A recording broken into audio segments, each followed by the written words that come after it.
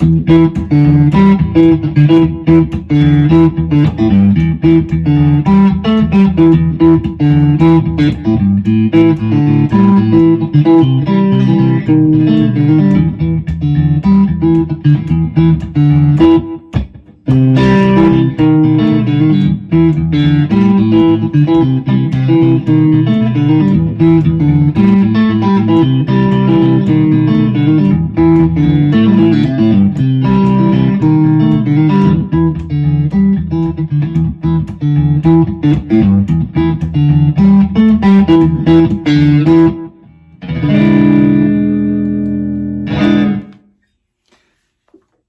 to Ray Plays Guitar. I'm Ray, and this is my guitar that I'm playing today.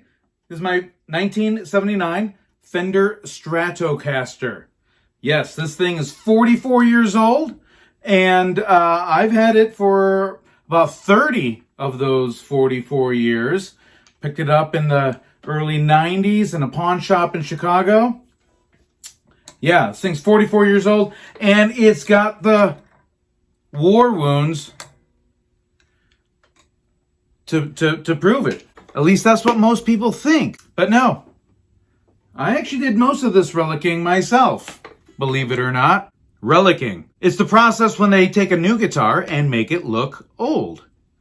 And a lot of people don't understand why. Why would you do such a thing? Yeah, I understand why you would wonder why they would do such a thing. But I also understand why they would. How did this happen? Let me tell you, it's kind of a funny story. I wasn't really happy with this guitar. I mean, this isn't the greatest of guitars. The 70s were not known for their quality from Fender or Gibson, for that matter. I mean, the neck joint is huge. You can see a big gap there. They did this 3-bolt thing here. And so the neck will shift on stage. You're moving around. The neck will shift and everything goes out of tune. Oops. Thanks, Fender. Or I should say thanks, CBS, for being such cheapskates during that time. So I was going to sell it, but I was like, you know what?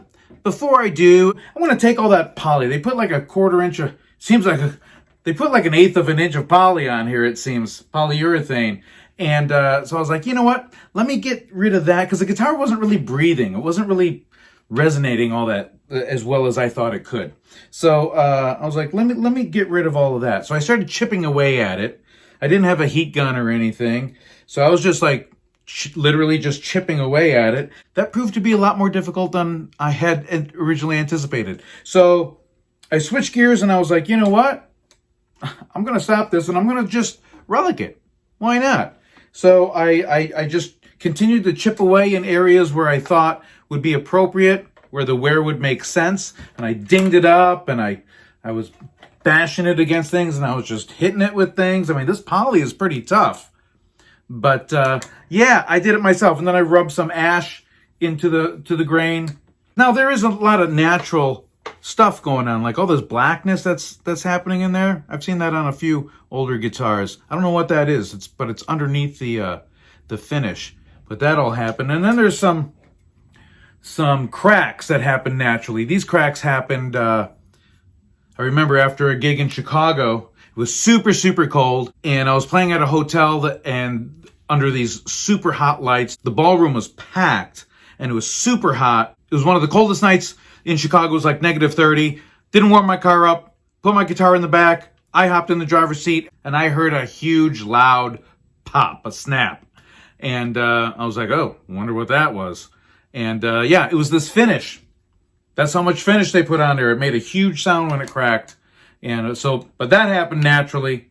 But all this other wear, that wouldn't have happened naturally. No way. This poly wasn't coming off for anything. So here's the funny thing. When I first moved to Austin, I was playing this guitar a lot, and I was playing a couple times a week down on 6th Street with the same band. And this was before I reliced this, so it was still pretty pristine as an old guitar could look. So it was before I reliced this guitar. Playing twice a week down on 6th Street with the same band. No one ever said anything about this guitar. So then I do this process. I relic it, show up at the gig, pull it out of the case. Everyone's like, oh my God, Ray, is that a new guitar? That thing looks wicked. What's going on? I'm like, guys, it's the same guitar. It just looks beat up now. But there's the thing. Human beings are so visually oriented that this never caught their eye before. But now that it's Relic, it seems like, whoa, what's going on there? It makes it a little more interesting. That reminds me of a story. There is a really good guitar player in town. He plays in a number of bands, and he could do a number of genres extremely well. He has a church gig, and he usually plays a dark black guitar that nobody really notices. One day he decided to play his red ES335 for the church service. And he was saying that particular day, he wasn't really particularly feeling it. It wasn't his best performance or anything. But he said that Sunday, he got so many compliments from people saying, wow, your guitar sounded great. Your playing was fantastic today. Thank you so much. Why was he getting all that attention that day? Because people noticed him. They at least noticed his bright red huge ES335 guitar. It caught people's eye. When we're watching music, that affects the way we experience the whole thing, and it influences the way we perceive what we're hearing also. So when I'm playing a gig, I always try to bring showmanship. Sometimes when I'm not really feeling it musically, I'll turn on the showmanship a little extra to sort of make up for it, and it usually works. But as humans, it's just natural to be attracted to things that are visually stimulating and interesting. So yeah, I thought it was kind of funny that these guys saw that guitar week after week and thought it was like a totally different guitar after I beat it up a little bit more. What are your thoughts on relicking? Do you like it? Does it make sense to pay more for a guitar that looks beat up? Relic guitars. Do you guys own any? Have you done any relicking? Do you like the idea? Do you don't like the idea? Let me know what you think in the comments down below. I like to close with a little relic. This is a lick that's kind of a cliche, that's kind of old, used, worn, tattered, but it still sounds cool.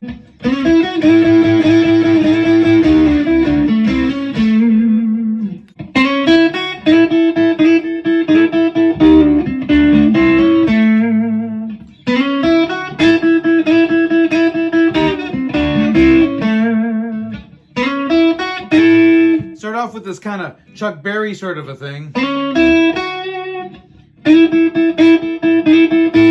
Bass in A. So we're sliding up to the third here on the 6th fret, 3rd string. Then hitting 5 and 7 of the 2nd string. Then we're doing this little double stop thing. I'm covering 2 strings, 1st and 2nd string. And playing 3-note grouping, slide, slide 2, 3, slide 2, 3, slide 2, 3, slide 2, 3.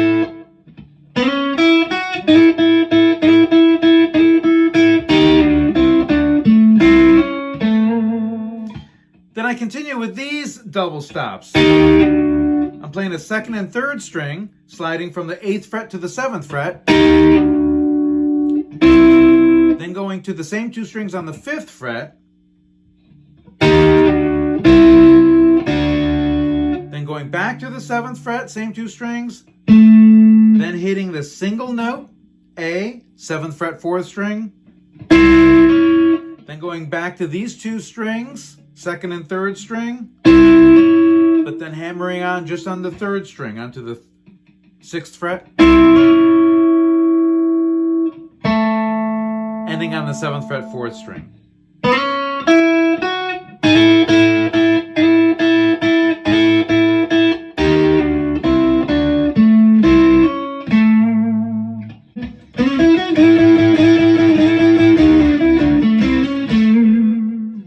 Some thoughts about relicking. Let me know what you think about relicking. Leave your questions or comments down below. If you found this video helpful, do me a favor. Hit that like button, share this video with your friends, subscribe to my YouTube channel, hit that notification bell. But most of all, thank you so much for hanging out with me today. I really appreciate it.